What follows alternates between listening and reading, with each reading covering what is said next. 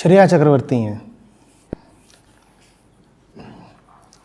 नाराज हो रही हैं, कह रही हैं कि लगता है झूठ बोलते हैं आचार्य जी। बोल रही हैं सर ग्लोबल वार्मिंग तो पिछले 100 साल में भी नहीं, पिछले 50 साल में ही ज़्यादा हुई है, पर नॉन वेज, इन्हीं के शब्द हैं, पर नॉन वेज तो 15,000 साल से खाया जा रहा है, तो फिर आप क्यों बोलते हैं कि ग्लोबल वार्मिंग और नॉन वेज में कोई लिंक है? श्रेया बेटा किस क्लास में हैं आप? पहली बात तो जिसको आप नॉन वेज बोल रही हैं वो सीधे सीधे मांस है, हाँ, तो उसे बोलेंगे मांस। वो 15,000 साल से नहीं खाया जा रहा, वो 1.5 लाख साल से खाया जा रहा है, वो 15 लाख साल से खाया जा रहा है, वो 1.5 करोड़ साल से खाया जा रहा है। कौन खा रहा था? कौन खा रहा था? खाने वाला जो था वो जंगल का प्राणी था, वो पूरे तरीके से प्रकृति के नियमों के अधीन था। जब वो प्रकृति के नियमों के अधीन था तो उसकी बहुत ज्यादा तादाद, संख्या भी नहीं बढ़ी थी। वो प्रकृति के नियमों के अधीन था, उसकी बहुत तादाद नहीं बढ़ी थी। वो जानवर था एक, और जानवर तब खाते थे, जानवर आज भी खा रहे हैं। आदमी भी जंगल में रहता था तो कुछ हद तक वो मांसाहारी था। ये भी मत कहिएगा कि आदमी जब जंगल में रहता था तो पूरी तरह मांसाहारी था। पूरी तरह मांसाहारी नहीं था, वो लगभग पूरी तरह शाकाहारी था।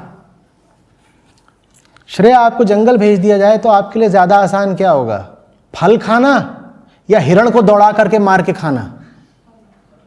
बोलिए, जल्दी बोलिए। तो आपको क्यों लगता है कि जो हमारे पुरखे थे जब वो जंगल में रहते थे तो दौड़ा दौड़ा करके हिरणों को मारते थे और हाथियों को मारते थे और खा लेते थे? जहां तक दौड़ा करके पकड़ने और खाने की बात है, आपको एक मुर्गा ही खाना हो, आप उसे दौड़ा के दिखाइए पकड़ के। हिरण पकड़ने की बात तो बहुत दूर की है, एक मुर्गा जो उड़ भी नहीं पाता, आप दौड़ा करके उसी को पकड़ के दिखा दीजिए। आज आप एक मुर्गा दौड़ा के नहीं पकड़ पाते। आपको क्यों लगता है कि जो हमारे सब पर पितामह थे, पुरखे जंगल में रहते थे, वो इतने जबरदस्त थे कि वो दौड़ा दौड़ा करके चीते पकड़ा करते थे? हाँ, क्या वो कूद कूद के बंदर लपक लिया करते थे? कि वो नदियों में डाइव मारते थे और शार्क निकाल लाते थे बाहर? ये आपको क्यों लग रहा है कि हमारे जो सब रहते थे वो बिल्कुल मांस ही मांस खा रहे थे? भाई, मांस इतना आसान नहीं होता। मांस पेड़ पे नहीं टंगा है। एक जीता जागता इंसान है वो, उसको तुम पकड़ने जाओगे वो भागेगा। और तब तुम्हारे पास टेक्नोलॉजी नहीं थी, तुम कैसे पकड़ लेते थे?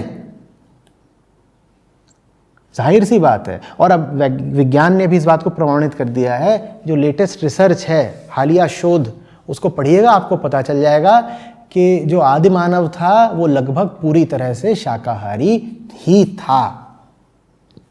खैर, ये तो एक बात हुई। हमने मान भी लिया कि थोड़ा बहुत वो मांस खा लेता होगा, जहां भी मौका लग गया खा लिया। बहुत नहीं पकड़ पाए, पर कोई मान लो मरा हुआ ही मिल गया, कोई घायल मिल गया, कोई बूढ़ा जानवर मिल गया, उसको पकड़ लिया, अपना खा गए। या पत्थर फेंक के मार दिया, या दूर से भाला फेंक के मार दिया, ऐसे करके कुछ पकड़ में आ गया, थोड़ा बहुत तो खा लिया। चलो, कुछ मांसाहार वो करता था। उसकी तादाद कितनी थी? उसकी संख्या कितनी थी? उसकी संख्या उतनी ही थी जितनी जंगल में रहने वाले किसी और जानवर की हो सकती है। प्रकृति ने उसकी संख्या को सीमित कर रखा था। कभी सुना है कि किसी जंगल में कोई एक प्रजाति ही अचानक से बहुत ज्यादा बढ़ गई हो? नहीं बढ़ पाती ना। जंगल खुद एक सीमा लगा करके रखता है कि ये इतने होंगे, इतने होंगे, इतने होंगे। वो प्राकृतिक एक व्यवस्था है जिसमें कोई भी प्रजाति एक सीमा से ज्यादा अपना संख्या बल नहीं बढ़ा सकती। तो आदमी की भी जो तादाद थी वो सीमित थी। पहली बात तो मांस खा नहीं रहा था ज्यादा, और जितना खा भी रहा था वो सीमित मात्रा में खा रहा था। अब क्या हुआ है? अब तुम 800 करोड़ हो। कितने हो? 800 करोड़ हो गए हो तुम। और तुमने विकसित क्या कर लिए हैं? हाँ, कृत्रिम तरीके जानवरों को न सिर्फ पकड़ने के बल्कि पैदा करने के।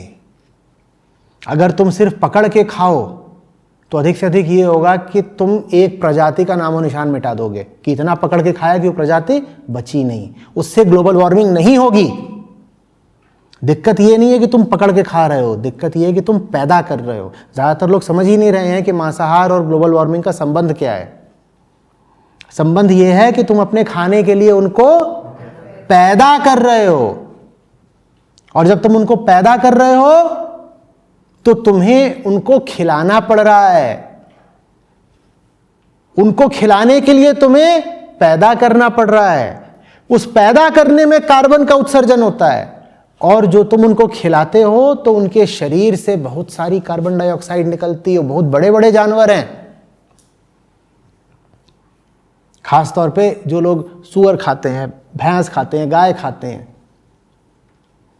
सबसे ज्यादा ग्लोबल वार्मिंग बीफ खाने से होती है, क्योंकि बहुत बड़े जानवर हैं, उन्हें बहुत सारा खिलाना पड़ता है। 1 किलो मांस के लिए उनको 20-30 किलो अन्न और चारा देना पड़ता है।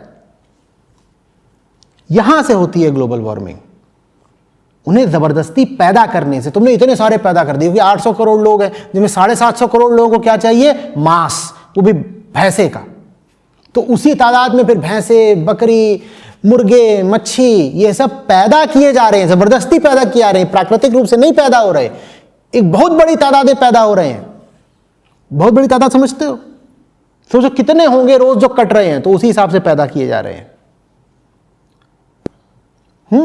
ये इतना तुम पैदा करते हो, उन्हें बड़ा करते हो। वो बड़ा करने में कार्बन डाइऑक्साइड निकलती है, काटने में नहीं निकलती कि तुमको लगो कि जिस दिन मारा उस दिन कार्बन डाइऑक्साइड निकल पड़ी।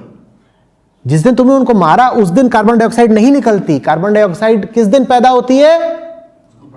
उस पूरी प्रक्रिया में जिसमें तुम उनको पैदा करते हो, खिलाते हो, उन पर मांस चढ़ाते हो, उनका वजन बढ़ाते हो, उनको बड़ा करते हो ताकि उनको स्लॉटर कर सको। उस प्रक्रिया में कार्बन डाइऑक्साइड निकलती है, समझ रही? और उस सारी प्रक्रिया तुम्हारे पेट की हवस पूरी करने के लिए। समझ में आ रही है बात?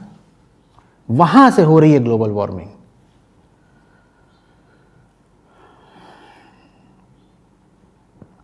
तथ्यों को पढ़ लिया करो ना। मैं मांसाहार पर कोई भी वीडियो निकालता हूं, उसके नीचे बहुत ही अनपढ़ किस्म के इतने सारे कमेंट आ जाते हैं। कुछ लिखने से पहले गूगल ही कर लिया करो।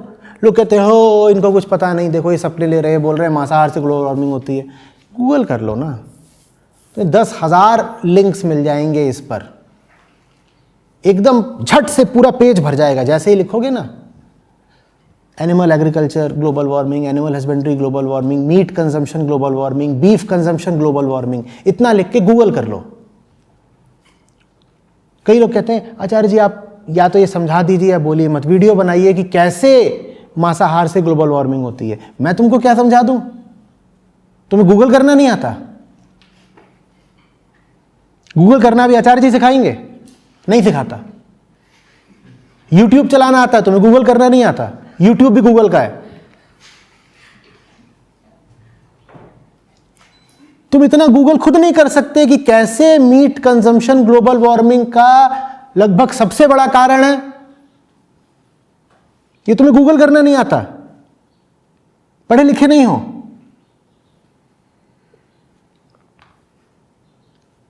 और मैं कितनी बार दोहराऊं, पिछले 5 साल से दोहराई जा रहा हूं, बताई जा रहा हूं, मुझी से कह देते हो।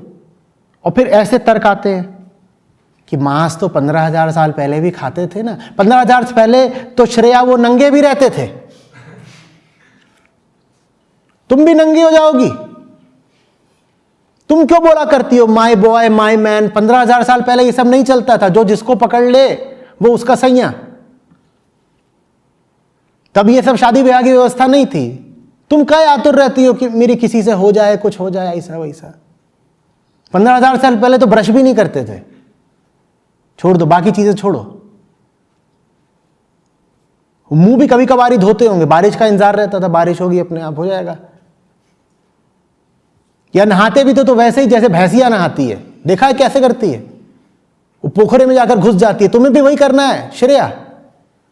तो 8-10 भैंसे उनके बीच में श्रेया भी डुबकी मार रही है। क्यों? क्योंकि 15,000 साल पहले भी तो यही होता था। 15,000 साल पहले जो कुछ होता था वो तुम बहुत पीछे छोड़ आए, लेकिन जब जानवर को मार के खाने की हवस का नाम आता है तो कहते हो ये तो 15,000 साल पहले भी होता था। 15,000 साल पहले यूट्यूब था, ट्विटर था, संविधान थे, टीवी था, शिक्षा थी,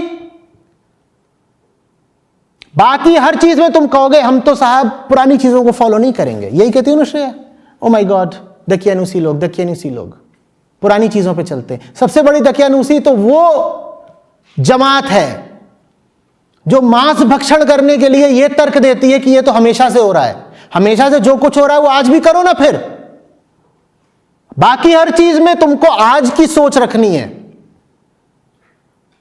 मांस चबाने के लिए तर्क देते हो कि यह तो पहले से हो रहा था। ये क्या बात है? तुम्हें बिल्कुल नहीं समझ में आ रहा है कि 20-30 साल के अंदर अंदर सब कुछ तबाह होने को तैयार खड़ा है। तुम्हें नहीं समझ में आ रहा है क्योंकि तुम उतना ही समझते हो, तो तुमको मीडिया समझा रही है, और मीडिया खुद ग्लोबल कैपिटल से संचालित है। मीडिया खुद चाहती है कि तुम कंजम्पशन में रहो, तभी तो तुम उस मीडिया की ओर जाओगे, मसालेदार चीजों के कारण। मीडिया तुमको नहीं बताएगी सच्चाई, तो इसलिए बोल रहा हूं कि थोड़ा गूगल कर लो।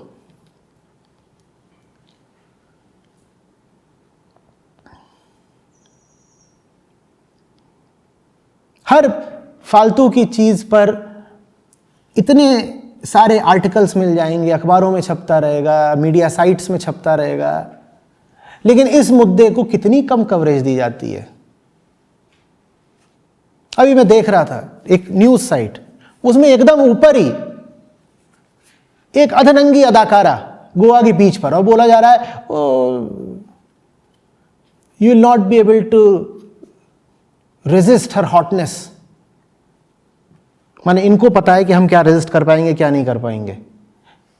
जिस बीच पर तुम बता रहे हो ना कि वो खड़ी हुई हैं वस्त्र त्याग करके, वो बीच ही नहीं बचेगी ग्लोबल वार्मिंग के बाद, बचनी ही नहीं है।